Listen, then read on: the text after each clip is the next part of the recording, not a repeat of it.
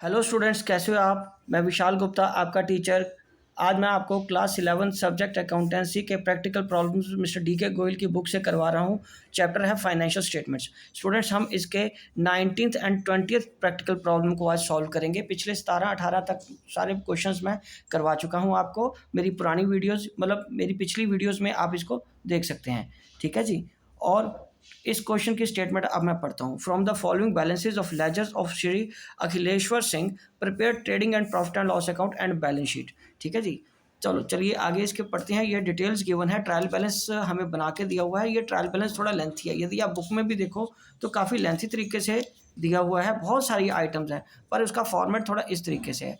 तो काफ़ी आइटम्स तो ये हैं। स्टॉक है, ओपनिंग, यहाँ से पता चल रहा है कि ये ओपनिंग स्टॉक है और ये क्लोजिंग स्टॉक है। माइंड इट, जब ये ओपनिंग और क्लोजिंग स्टॉक दोनों ट्रायल बैलेंस के अंदर होते हैं तब इसको हम सिर्फ एसेट के फॉर्म में ही लिखते हैं। ये एसेट की तरह भी लिखा जाएगा बिकॉज ट्रायल बैलेंस के आने वाले अंदर जितनी भी चीज़ें हैं, ट्रायल बैलेंस के अंदर आने वाली सारी चीज़ें वो एक बार ही रिकॉर्ड होती हैं। ठीक है जी। तो परचेज सेल रिटर्न्स, ये आपका फिर सेल रिटर्न आ गया, ये आपका परचेज रिटर्न आ गया। Commission on freight, wages, fire insurance, business debtors, creditors, goodwill, patents, coal, power, gas, printing, postage, travelling drawings, ये सारी चीज़ें हैं। और अगला पेज भी अगर मैं आपको दिखाऊं तो उसमें भी ये आगे कंटिन्यूड है। बैंकर्स अकाउंट देखिए, यदि वो क्रेडिट साइड में है तो वो क्या कहलाता है, वो ओवरड्राफ्ट कहलाता है।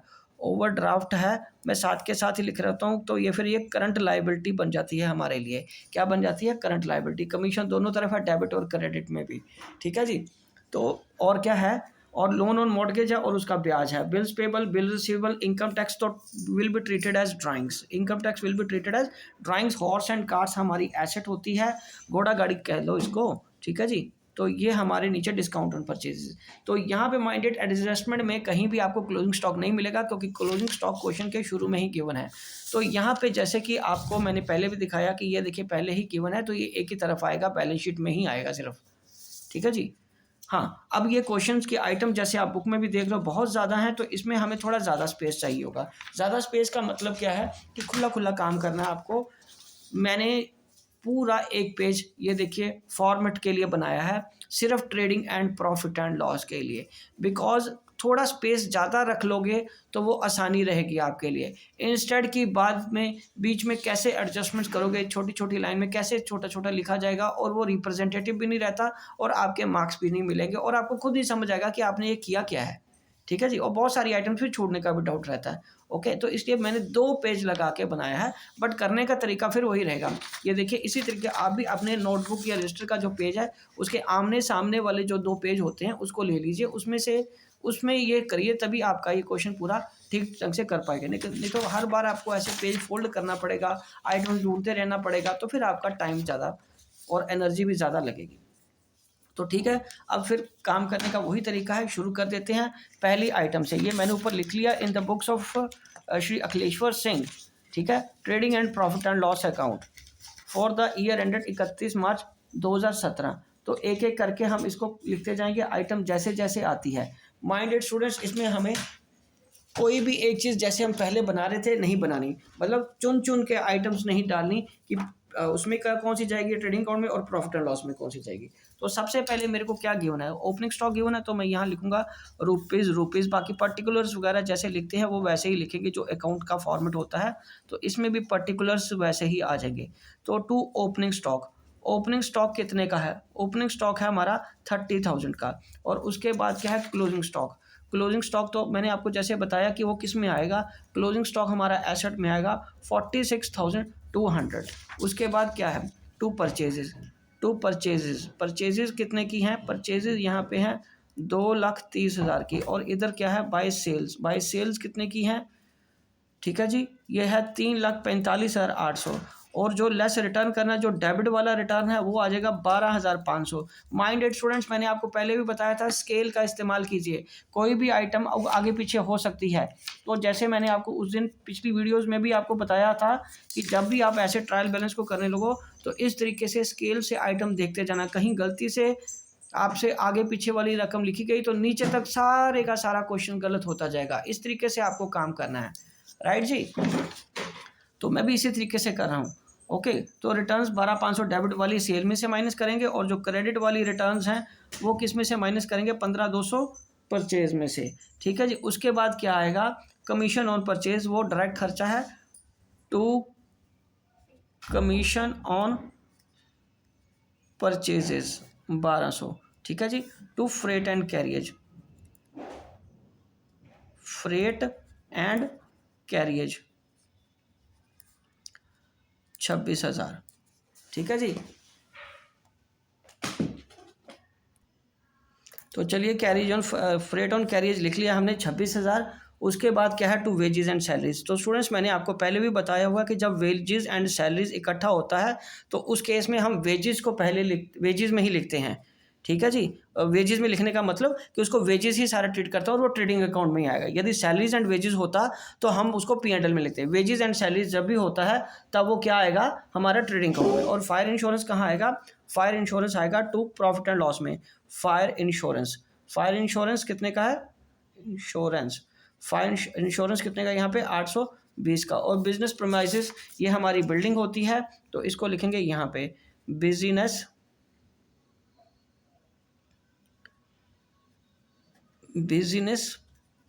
प्रीमाइसेस 40,000। और उसके बाद डेटर्स, डेटर्स कितने के हैं, डेटर्स हैं हमारे पास यहाँ पे 26,100 के। और क्रेडिटर्स कितने हैं, क्रेडिटर्स हैं 26,700 के। और गुडविल हमारी परमानेंट एसेट है, फिक्स्ड एसेट कहलाती है, तो गुडविल यहाँ आ जाएगी 8400 की। पेटेंट्स भी हमारी फिक्स्ड एसेट्स हैं, पेटेंट्स आ जाएंगे 8400 के। उसके बाद कोल, गैस और पावर का खर्चा है वो यहाँ पे आ जाएगा to coal, power and gas, कितने की है, 12,100 के। और यहाँ पे आएगा टू पोस्टेज, ठीक है, 710। टू ट्रैवलिंग एक्सपेंसेस 4250 में। और ड्राइंग्स हम क्या करेंगे, कैपिटल में से माइनस करनी होती है, तो यहाँ पे मैं लिखूंगा कैपिटल। कैपिटल तो मेरे पास अभी मुझे पता नहीं है, मैं ढूंढूंगा नहीं, लेकिन फटाफट ड्राइंग्स में इसमें से लिख के माइनस का साइन लगा दूंगा ताकि मुझे हर चीज़ को बार बार लिखना ना पड़े और ढूंढना ना पड़े। और यहाँ पे डेप्रिसिएशन देखिए, ये हमें पहले ही कैलकुलेट करके दी हुई है, मतलब ट्रायल बैलेंस में है तो ये 2 बार नहीं आएगी। और ये डेबिट साइड में होने की वजह से ये सिर्फ खर्चे में दिखाई जाएगी, एसेट में से माइनस नहीं होगी। उसके बाद है to general expenses, general expenses कितने के हैं, बोलिए 8350 के। और कैपिटल यहाँ पे अब मेरे को मिल गई है, वो है 89760, ठीक है जी। उसके बाद है इन्वेस्टमेंट, इन्वेस्टमेंट क्या है, एसेट्स हैं, इन्वेस्टमेंट्स क्या है, एसेट है 8,000 की। और उसके बाद है इंटरेस्ट ऑन इन्वेस्टमेंट, ये क्या है, बाय इंटरेस्ट ऑन इन्वेस्टमेंट, वो कितने का है, 800 रुपये का। और cash in hand, cash in hand क्या है, 2570, ठीक है। और उसके बाद क्या है, बैंकर्स अकाउंट, जैसे मैंने आपको बताया कि ये बैंकर्स अकाउंट इस वक्त क्रेडिट साइड में है, बैंकर्स अकाउंट, तो ये क्या कहलाएगा, ओवरड्राफ्ट। ओवरड्राफ्ट आ जाएगा ये हमारा 5200 का, 5200 का। कमीशन डेबिट में भी है, क्रेडिट में, बहुत अच्छी बात है। तो ये एक्सपेंस भी है तो इनकम भी है। कमीशन हमारा कितना है यहाँ पे 4600 का। और बाय कमीशन करके इधर इनकम साइड में मैं जो लिखूंगा वो कितने का है, 4400 का। तो ऊपर उसके बाद कौन सी आ रही है, loan on mortgage, loan on mortgage ये लाइबिलिटी है, क्रेडिट साइड में है, मतलब गिरवी कोई चीज़ रख के हमने लोन लिया हुआ है। मॉर्टगेज, मॉर्टगेज का मतलब कोई एसेट गिरवी रख के हमने लोन लिया हुआ है, वो है हमारा 30,000 का। उसके बाद इंटरेस्ट डेबिट में है तो वो खर्चा हो जाएगा टू इंटरेस्ट ऑन लोन कर दो, वो कितना है स्टूडेंट्स, 3,000 का। और bills payable and bill receivable, bills payable हमारी लाइबिलिटी होती है, आपको पता है क्रेडिट में गिवन है 2280। और बिल्स पेबल यहाँ पे मैं इसको रिसीवेबल, सॉरी, इसको फिक्स्ड एसेट, करंट एसेट है, ये करंट एसेट में लिख दूंगा। और यहाँ पे हमारे पास इनकम टैक्स अलग से गिवन है और वो ड्राइंग्स की तरह ही माइनस होगा, less income tax, that is drawings. Drawing देखा, इतना खुला स्पेस छोड़ने का यही फायदा होता है, ज़्यादा स्पेस छोड़ने का, कि आप एक एक आइटम को एक्सप्लेन करके लिख सकते हो ईजिली, ठीक है जी। अब यहाँ पे हम बना लेंगे, बैलेंस शीट का टोटल आ जाएगा यहाँ पे, ओके। चलिए उसके बाद हॉर्स एंड कार्ट्स, मैंने आपको बताया था कि ये हमारा घोड़ा गाड़ी ये एसेट है, हॉर्स एंड कार्ड्स, ठीक है जी। ये क्या आ गया, 20,300 का। और डिस्काउंट ऑन परचेजेस है तो ये हमारा किस में आएगा, discount on purchases, discount on purchases,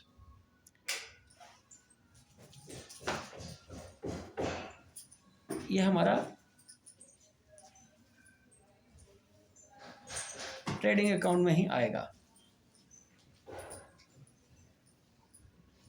ठीक है जी, परचेजेज पे डिस्काउंट है ना, ये किस साइड में लिखा हुआ है, क्रेडिट साइड में, तो ये इनकम है, सॉरी, डिस्काउंट ऑन परचेजेज। वैसे तो अगर वो हमारे क्रेडिट साइड में तो हमें ये डिस्काउंट मिला हुआ है, एक्चुअली मैंने उसको देखा नहीं पूरा कि ये क्रेडिट साइड में है, क्रेडिट साइड में तो फिर ये इनकम है, और ये यहाँ पे आएगा डिस्काउंट ऑन, हमें डिस्काउंट ऑन परचेजेज मिला है, हमने दिया नहीं है बेटे, हमें ये डिस्काउंट ऑन परचेजेज मिला है, ये 1600 रुपया हमारी इनकम साइड में आएगा P&L में। ठीक है जी, ओके। तो क्लोजिंग स्टॉक तो हमें वहीं के वहीं साथ के साथ, यहाँ तो आना ही नहीं था, वही लिख दिया, तो यहाँ क्लोजिंग स्टॉक की कोई बात ही नहीं होगी, तो उसको लीव कर दें हम, क्लोजिंग स्टॉक नहीं लिखना, मैं भी लिखने वाला था, मुझे ध्यान नहीं रहा कि वो तो लिखा जा चुका ऑलरेडी। ग्रॉस प्रॉफिट, तो ग्रॉस प्रॉफिट अब हम कैलकुलेट करेंगे। ठीक है जी, तो एक एक आइटम मिला लीजिए आप पहले। सबसे पहले मेरे पास सेल्स कितनी है, 3,45,800, 3,45,800 में 12,500 माइनस चला गया तो कितना आ गया, 3,33,300, 3,33,300। उसमें से अब इधर 2,30,000 में से 2,30,000 में 15,200 माइनस किया तो ये आ गया 2,14,800। ये तो इधर ऐसे ही लिखा जाएगा ना, इसकी थी और कोई आइटम है ही नहीं है। तो अब हमारे पास 1 2 3 4 4 बार 3 है, 3,33,300 में 30,000 ये माइनस कर दो, 2,14,800, 1,200 और उसके बाद 26,000, फिर है 10,800 और फिर है 12,100। तो इनका समीशन करने के बाद इन सारी आइटम को ऐड कर लो, इकट्ठा कर लो और उसकी ये वाली आइटम में से माइनस कर दो, तो ये आपका टोटल कितना यहाँ पे आ जाएगा स्टूडेंट्स, ये आपका टोटल आ जाएगा, ग्रॉस प्रॉफिट आ जाएगा 38,400। कितना आ जाएगा, 38,400। ठीक है जी, और ये ग्रॉस प्रॉफिट मैं अब यहाँ लिख लूँगा, ग्रॉस प्रॉफिट मैं यहाँ लिख लूँगा। ठीक है जी, तो ये ग्रॉस प्रॉफिट कितना है हमारा, 38,400। तो अब इन सारी आइटम्स का मेरे को क्या करना है, टोटल कर देना है स्टूडेंट्स, इन सारी आइटम्स का क्या करना है मेरे को, टोटल कर देना है। क्रेडिट साइड बड़ी, देखने से लग रहा है कि क्रेडिट साइड ही बड़ी है, देखो 38,800, 4400, 1600। तो इन चारों आइटम्स को अगर हम ऐड कर देते हैं तो क्या आ जाएगा, 45,200। 45,200 में से उसके बाद हमें इस साइड का टोटल करना है, 4600, 820, 710, 4250, 1000, 8350, 40, उसके बाद 3000। ठीक है जी, 1 2 3 4 5 6 7 इनका टोटल कर लीजिए।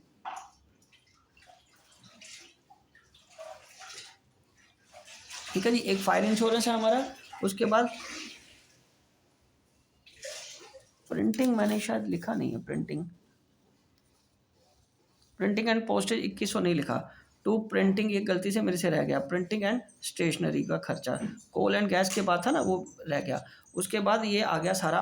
ठीक है जी, मैं एक बार दोबारा मिला देता हूँ, ये 2100 का ये प्रिंटिंग एंड स्टेशनरी का खर्चा, उसके बाद 710 का ये खर्चा, 4250 का खर्चा, 1000, 8350, इंटरेस्ट ऑन लोन भी है आपके पास और कमीशन भी है 4600। अब इन सभी का टोटल मैं ऐड कर लूँगा, इन सारी साइड को ऐड कर लो, सारी साइड को 4600 plus 820 plus 710 plus 4250 plus 1000 plus 8350 plus 3000 plus 2100। तो इसको हमने माइनस करना 45,200 में से, तो ये आ गया 20,370।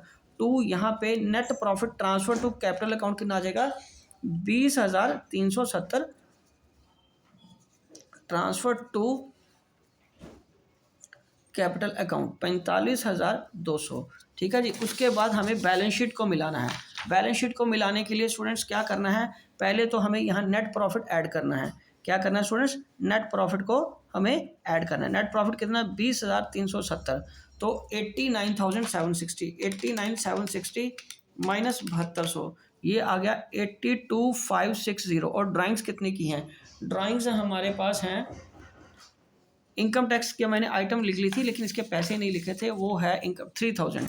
तो 3000 भी मैं यहाँ से माइनस कर देता हूँ, तो ये आ जाएगा 82,560 माइनस 3000, 79,560। ठीक है जी, 79,560 माइनस इसमें से कर दो, ऐड कर देंगे हम नेट प्रॉफिट 20,370। तो ये आ जाएगा हमारे पास 99,000 930। और अब इसमें मेरे को क्या करना है कि ऊपर 2280 भी ऐड कर दो, 30,000 भी ऐड कर दो, 5200 भी ऐड कर लो, 26,700 भी ऐड कर लो।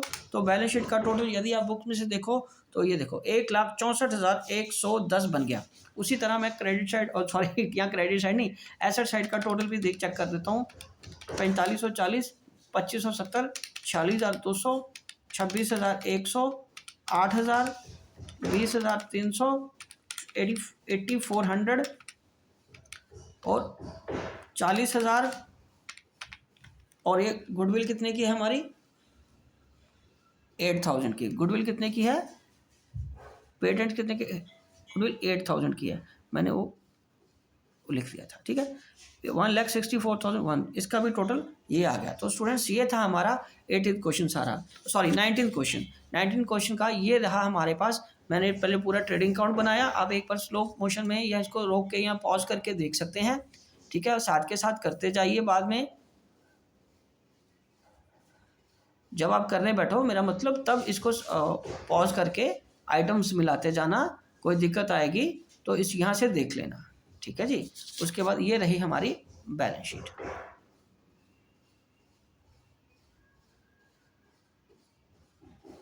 ठीक है जी। तो चलिए स्टूडेंट्स, अब हम करते हैं 19th क्वेश्चन की बात आगे। 19th क्वेश्चन क्या कह रहा है? 19th क्वेश्चन तो हो गया, मैं बार बार 19th क्वेश्चन ही बोली जा रहा हूँ, ठीक। अब हमें करना है 20th क्वेश्चन। 20th क्वेश्चन के लिए हमें क्या करना है स्टूडेंट्स? बोलिए। 20th क्वेश्चन के लिए 20th क्वेश्चन देखना सबसे पहले। ये देखो 20th क्वेश्चन में हमारे पास आइटम्स दिए हैं। ध्यान से ये देखना, ये कोई वो नहीं बना के दिया हमें, क्या ट्रायल बैलेंस नहीं बना के दिया। ये सिंपल आइटम्स गिवन है हमें। और वो आइटम्स कौन सी हैं? From the following balances as prepare final account. Minded, ये डेबिट क्रेडिट साइड नहीं है, सिर्फ आइटम्स दी हैं। और लास्ट में दिया है मेरे को क्लोजिंग बैलेंस। किसका? क्लोजिंग स्टॉक का, मतलब क्लोजिंग स्टॉक का बैलेंस ये गिवन है। और सारी आइटम्स बाकी ये है, ये इसको वैसे ही करेंगे, ठीक है, जैसे हमने बाकी क्वेश्चन करे हैं। Trading and profit and loss account के साथ साथ बैलेंस शीट भी बनानी पड़ेगी। तो ठीक है, इसमें भी मैं आपको वैसे ही खुला खुला काम करके दिखाऊंगा, ठीक है। साफ साफ काम होना चाहिए, नीट एंड क्लीन। सबको मज़ा आता है, टीचर को भी अच्छा लगता है और आपकी रेपुटेशन भी अच्छी बनती है टीचर के आगे कि भाई इसने काम अच्छा किया है। दूसरा, आपको सबसे ज़्यादा अच्छा आपको लगता है। सिर्फ अच्छा लगने का मतलब ब्यूटीफुल लगना नहीं, आपको चीज़ें अंडरस्टैंडिंग भी ज़्यादा होती है जब आप साफ साफ काम करते हो। साफ साफ काम करने का मतलब ही है कि you have confidence in what you are doing. जो आप कर रहे हो उसमें आपका कॉन्फिडेंस भी आपको नज़र आएगा। तो 20th सोल्यूशन में ये है। बुक्स का तो पता नहीं किसकी हैं, क्योंकि नाम नहीं दिया। तो उस केस में हम क्या करते हैं, इन द बुक्स ऑफ करके हम इसको ब्लैंक छोड़ देते हैं। तो ये आ गया trading and profit and loss account for the year ended 31/3/17 credit debit, ठीक है। और ये है पर्टिकुलर्स रुपीज़, ये है अगेन पर्टिकुलर्स, और ये क्या है? रुपीज़, ठीक है। मैंने पूरा एक पेज रख लिया इसके लिए भैया, ताकि बाद में कोई परेशानी ना हो। ओके, तो अब बाकी क्या करेंगे, इसका बैलेंस शीट का फॉर्मेट बनाना है, ठीक है। तो बैलेंस शीट का फॉर्मेट भी बना देते हैं। ये देखिए कैसा काम है। ट्रेडिंग ओ एंड प्रॉफिट एंड लॉस उधर चला गया, ठीक है, वो दूसरे पेज पे चला गया, कोई बात। यहाँ मैं आपको इसको कर देता हूँ balance sheet. Balance sheet as at 31/3/17, ठीक है जी।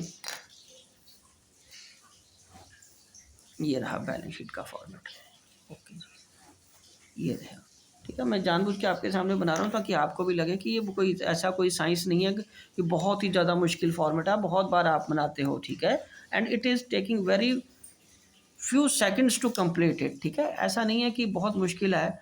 आप जानबूझ के अगर नहीं बनाना चाहते तो गंदा बनाना चाहते हो, बिना लाइंस बिना स्केल के लाइंस खींचते हो, तो फिर वो आपकी गड़बड़ करोगे आप लास्ट में। तो ठीक है जी, चलो स्टार्ट करते हैं क्वेश्चन को। स्टॉक क्या है? To opening stock. To opening stock कितने का है? 23,500 का। और टू परचेजेस कितना है? परचेजेस है 46,800 के। उसके बाद क्या है? बाय सेल्स कितना है? 1,30,000। और फिर यहाँ पे आएगा to productive expenses. To productive expenses 27,000 के। उसके बाद अनप्रोडक्टिव एक्सपेंसेस इनडायरेक्ट होते हैं, अनप्रोडक्टिव एक्सपेंसेस कितने के हैं 5800 के। और उसके बाद है to trade expenses, trade expenses का मतलब 1200। रिटर्न इनवर्ड है तो वो सेल रिटर्न आ जाएगा, टू रिटर्न्स करके लेस 1600, और उसके बाद लेस रिटर्न करके 2800 यहाँ से माइनस कर देंगे। उसके बाद है लूज टूल एसेट्स है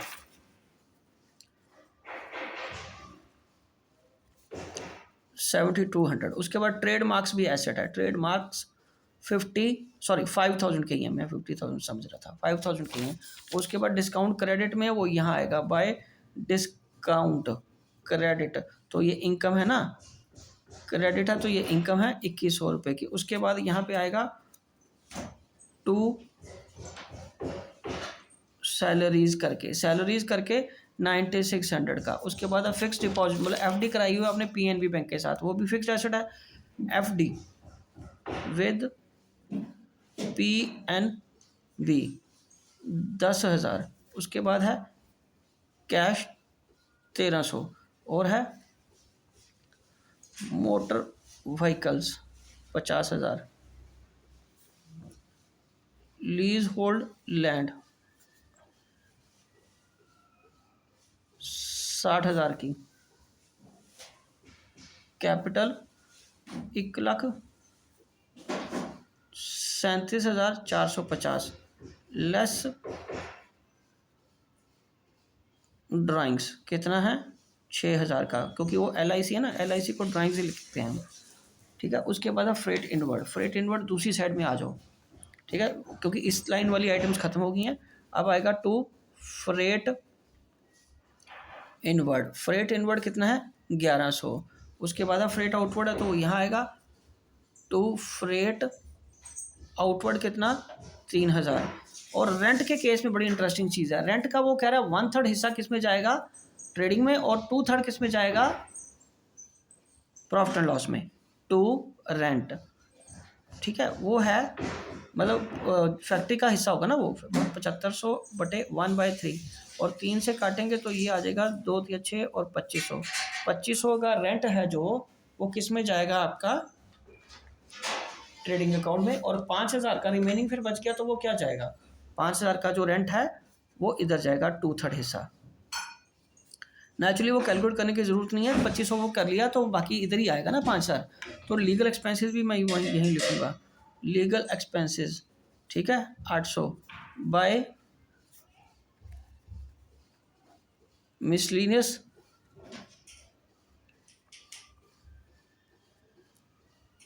500, ठीक है जी। उसके बाद डेटर्स कितना है 30,000। क्रेडिटर्स कितने हैं, क्रेडिटर्स 16,100। और डोनेशन क्या है खर्चा है, वो ट्रेडिंग P&L का खर्चा है, ये क्या है टू डोनेशन कितना है 600 का। उसके बाद क्या है टू बैड डेट्स 4750, और बैड डेट रिकवर्ड आ जाएगा इस तरफ बाय बैड डेट्स रिकवर्ड कितना 4000 का। और उसके बाद है बैंक चार्जेस, वो भी खर्चा है तो यहाँ लिखेंगे to bank charges. Bank charges कितने के हैं स्टूडेंट्स 2800 के।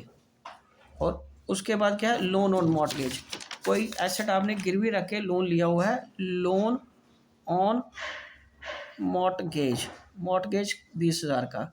और interest on loan naturally credit side में नहीं है, ये तो खर्चा ही होगा ना, इंटरेस्ट ऑन लोन ये डेबिट ही होगा क्योंकि लोन का ब्याज है, तो ये 2400 लोन हमने लाइबिलिटी है ना इस केस में, ठीक है जी। टू क्लोजिंग स्टॉक, तो चलिए अब हम एक एक करके इसका आंसर निकाल लेते हैं। यह है 36,500, और यहाँ भी मैं लिख लेता हूँ इसको क्लोजिंग स्टॉक 36,500, ठीक है जी, ये आ गया। अब हम क्या करेंगे इसका मिलाएंगे, ठीक है जी। ये 20th क्वेश्चन का सलूशन चल रहा है हमारा। 20 क्वेश्चन, ठीक है। तो अब ये हमारा क्या है, 1,30,000 सॉरी 1,30,000 में से आपने कितना माइनस करना है, 6,000।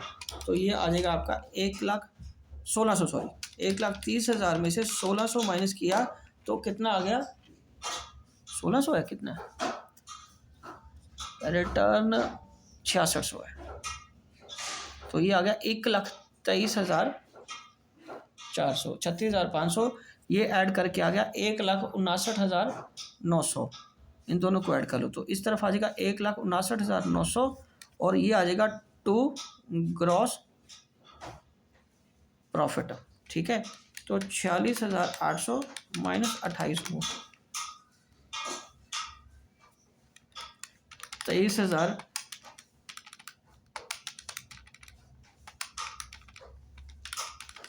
ये सारी चीज़ों को ऐड कर लो, इन सारी आइटम्स को, वो बना 98,100 159,900 में ये आ जाएगा आपका ग्रॉस प्रॉफिट 61,800 बाय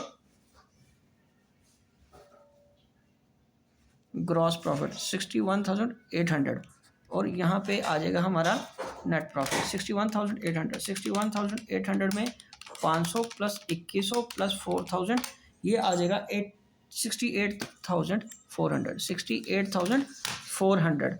तो ये हमारा 68,400 में अब मेरे को ये सारी चीज़ों का टोटल लेके टू नेट प्रॉफिट आना है। अब स्टूडेंट्स सोचोगे सर आपको कैसे पता चल जाता है कि नेट प्रॉफिट ही आएगा, नेट लॉस भी तो आ सकता है। डू एग्री भाई, नेट लॉस भी आ सकता है, मुझे कैसे पता चलता है? तो बेटा ये हमें खुद देखना होता है कि जैसे ये देखिए हमने ट्रेडिंग अकाउंट से क्या लिया, यहाँ पे कैरी फॉरवर्ड क्या किया, ग्रॉस प्रॉफिट 61,000 की रकम है और ये रफली मैं अगर देख रहा हूँ 4 तो 6, तो ये तो ऑलमोस्ट 66-67 से ऊपर जाएगा बिना टोटल किए भी, तो ये 67-68 बन रहा है ना। चलो ठीक है, इसको यहीं छोड़ दो।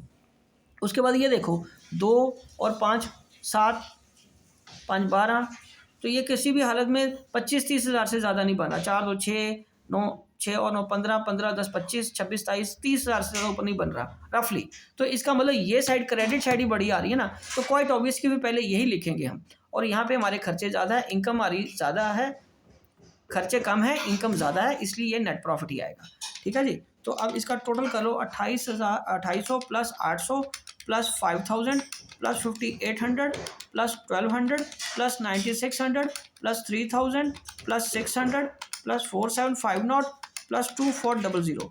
तो ये आ गया, इसमें से माइनस कर दो 68,400 में से, तो ये आपका नेट प्रॉफिट आ गया 32,450।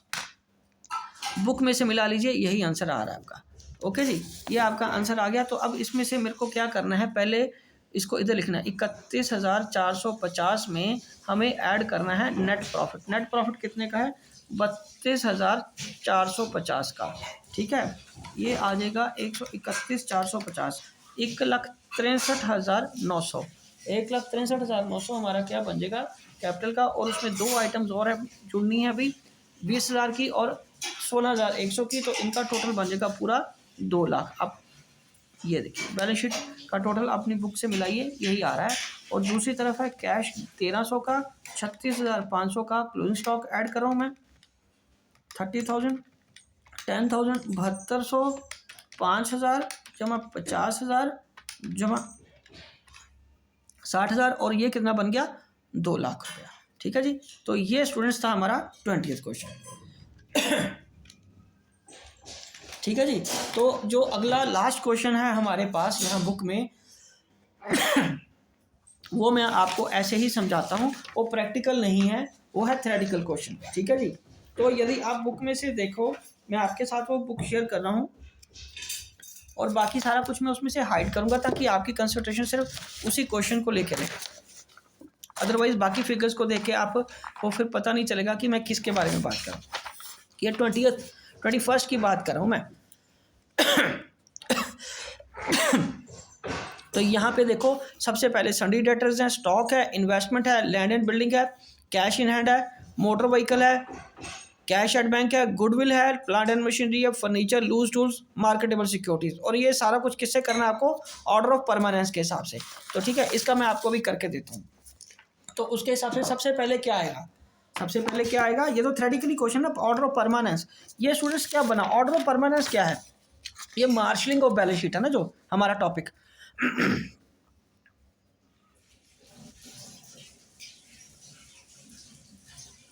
उसमें दो तरीके से हो सकता है, इन ऑर्डर ऑफ लिक्विडिटी, ये मैंने आपको पहले भी बताया था, मैंने शॉर्ट्स भी डाले हुए हैं, और दूसरा इन ऑर्डर ऑफ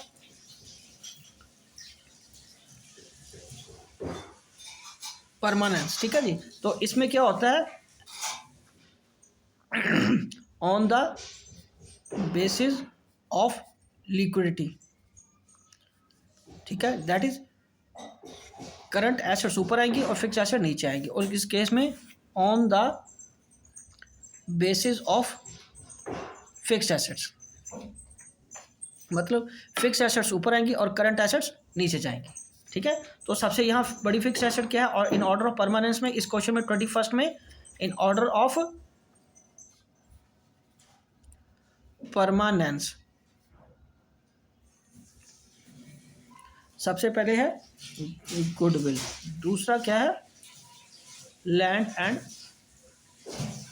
बिल्डिंग, तीसरा है प्लांट एंड मशीनरी, फोर्थ है मोटर व्हीकल, फिफ्थ है लूज टूल्स, सिक्स्थ है फर्नीचर, सेवंथ है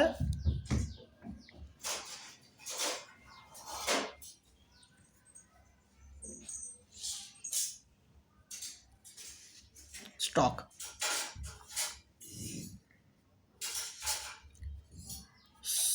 सन्ड्री डेटर्स हैं, उसके बाद ये इसी सीक्वेंस में सारा कुछ आता है। ठीक है जी।